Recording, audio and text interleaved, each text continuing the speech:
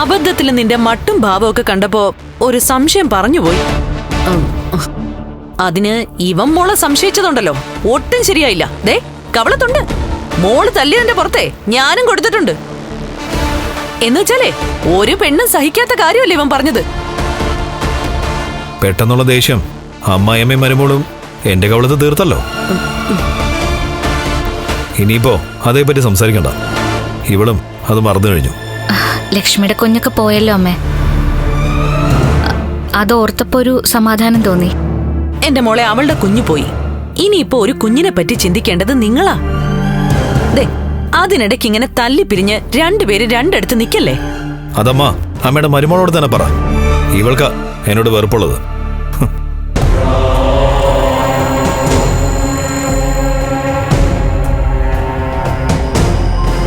മോളെ, അമ്മയാവാൻ കാത്തിരുന്ന ഒരു പെൺകുട്ടിക്ക് കുഞ്ഞിനെ നഷ്ടപ്പെട്ട മൊത്തത്തിലൊരു മരവിപ്പുണ്ടാവും. പിന്നെ ദാമ്പത്യത്തിലൊന്നും വലിയ താല്പര്യമൊന്നും കാണില്ല. എന്നുവെച്ച് നിങ്ങൾക്കിനി കുഞ്ഞ് ജനിക്കില്ല എന്നൊന്നും ഡോക്ടർ പറഞ്ഞിട്ടില്ലല്ലോ. ആ പിന്നെ വെറുപ്പൊന്നും അധികം ഉള്ളിൽ വെച്ചുകൊണ്ട് നടക്കണ്ട മോളെ. ദേ ഒരുത്തി അച്ഛൻ ആരാണെന്നറിയാത്ത കുഞ്ഞിനെ ആ വയറ്റിലിട്ടോണ്ട് നടന്നത്. ആ കുഞ്ഞിപ്പം നമ്മുടെ ഭാഗ്യത്തിനങ്ങ് പോവുകയും ചെയ്തു. ഇനി മോളും മോളുടെ കുഞ്ഞിനെ മടിയിലിരുത്തി ലാളിക്കുന്നതേ അവള് കാണണം മോളെ. അങ്ങനെ തന്നെ വേണമെന്നാ എന്റെ അച്ഛനും മുത്തശ്ശിയൊക്കെ പറയുന്നത്. ആ പിന്നമ്മേ, ഞങ്ങൾ ഇങ്ങോട്ട് വരുന്ന വഴി ഉണ്ണിയേട്ടന്റെ അച്ഛനെ പറ്റി കുറച്ച് സംസാരിച്ചായിരുന്നു. ഇത് അച്ഛന്റെ ജന്മമാസാണല്ലേ? അതെ, അദ്ദേഹം അങ്ങ് പോയതുകൊണ്ടാ എന്റെ മക്കൾക്കെല്ലാം അങ്ങ് നഷ്ടപ്പെട്ടത്. അതേപ്പറ്റിയൊക്കെ ഉണ്ണിയേട്ടൻ പറഞ്ഞു. എന്നെ വലിയ സ്നേഹമായിരുന്നു മോളെ വിശ്വേട്ടന്. എന്നുവെച്ചാ ഞാൻ കണ്ണന്റെ അമ്മ പോയ ശേഷം കണ്ണനെ നോക്കാനാ ഇങ്ങോട്ട് വന്നത്. അതുകൊണ്ട് ആ സമയത്ത് ഞാൻ എന്തു പറഞ്ഞാലും അദ്ദേഹം കേൾക്കുമായിരുന്നു. കണ്ണന്റെ അമ്മയുടെ പേരിലായിരുന്നല്ലോ സ്വത്തുക്കളെല്ലാം. അതില് പകുതി എനിക്ക് തരാൻ പറഞ്ഞിരുന്നെങ്കിലേ അന്ന് അങ്ങേര് കേൾക്കുമായിരുന്നു. എന്നാ അതിനൊന്നുള്ള ബുദ്ധി എനിക്ക് പോയില്ല മോളെ. നീ കണ്ടില്ലേ, ഒരു ഫോട്ടോ പോലും വെക്കാൻ കണ്ണൻ സമ്മതിക്കത്തില്ല. ഫോട്ടോ വെച്ച് വിളക്ക് തെളിയിച്ചാലേ അവൻ അവന്റെ അച്ഛനെ ഓർക്കുമെന്നാ അവൻ പറയുന്നേ. ഇവിടെ ആരും അതുകൊണ്ടാ വിശ്വേട്ടനെ കുറിച്ച് സംസാരിക്കാത്തത്. എന്നെ ജീവനായിരുന്നു. അതുപോലെയായിരുന്നു 3 മക്കളെയും.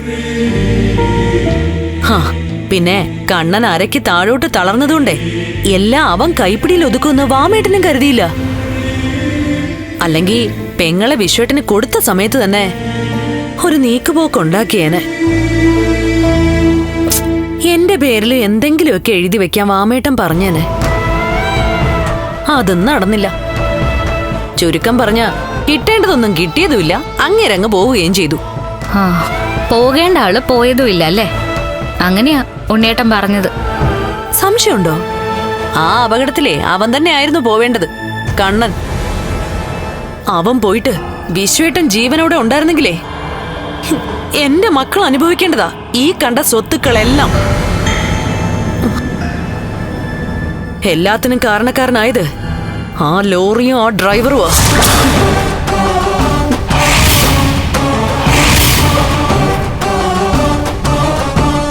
അതിനുശേഷം അവന്റെ പൊടി പോലും കണ്ടിട്ടില്ല. അവൻ ആരാണെന്ന് അറിഞ്ഞിട്ടുമില്ല. അവൻ ആരായാലും ശരി, ഇരുന്ന് നിരങ്ങിയേ അവൻ തീരത്തുള്ളൂ. ഉണ്ണിയേട്ടന് പിന്നാലെ അമ്മയും എന്റെ അച്ഛനെ പ്രാഗി കൊല്ലുവാണല്ലോ. നല്ല മഴയുള്ള സമയത്താ അമിത സ്പീഡിൽ വന്ന ആ ലോറിയും ബൈക്കുമായിട്ട് കൂട്ടിയിടിച്ചത്. ആ സമയത്ത് രക്ഷിക്കാൻ അടുത്ത് ആരും ഉണ്ടായിരുന്നില്ല. എന്നിട്ടും ഒരുത്തൻ രക്ഷപ്പെട്ടു കളഞ്ഞു. അവൻ വീൽ ചെയറിലായെങ്കിലും അവൻ ഇപ്പോഴും ആരോഗ്യത്തോടെ ഇരിക്കുകയാണല്ലോ മോളെ. മഹാലക്ഷ്മിയായിട്ട് അവൻ ഇപ്പൊ വേർപിരിഞ്ഞ് നിൽക്കുക. എങ്കിലും അവൾ അവന്റെ ജീവിതത്തിലേക്ക് വന്ന ശേഷം അവനുണ്ടായ മാറ്റങ്ങളൊക്കെ മോക്കും അറിയാമല്ലോ. എന്തായാലും ഇപ്പൊ മഹാലക്ഷ്മിയെ ഉള്ളിൽ വെച്ചോണ്ട് നടക്കുകയല്ലോ അയാള്. അത് സമാധാനായി. മോളെ, മോളുടെ വീടും പറമ്പും ഒക്കെ മോളുടെ അച്ഛന്റെ അമ്മയുടെയും പേരിലല്ലേ? അതെ.